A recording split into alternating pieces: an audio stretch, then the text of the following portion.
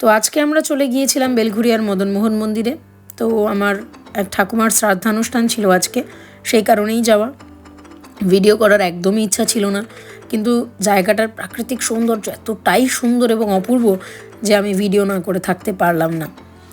তো দেখতেই পাচ্ছ ওখানে বিশাল বড় একটা এরিয়া জুড়ে এবং পুকুর, হাঁস এবং এত সুন্দর একটা বাগান রয়েছে যেখানে অনেক রকমের সবজি এবং ফুলের চাষ হচ্ছে। মানে আমি এটা দেখে একদম অবাক হয়ে গিয়েছিলাম। তারপরে তো জানোই, কোথাও গেলে একটু আধটু এত সুন্দর একটা জায়গা দেখলে ফটো তুলতে কার না ইচ্ছা করে। তো এদিকে কাকা আমাদের ডাকতেও চলে এসেছে। তো আমি ফুল, তারপরে ওখানে আরও ওলকপি, এই সমস্ত গাছের আর কি ফটো টটো যা পারছিলাম তুলছিলাম, কারণ এগুলো তো আমাদের এখানে সচরাচর চোখে পড়ে না। তারপরে ডাইরেক্ট চলে গেলাম আমরা খেতে।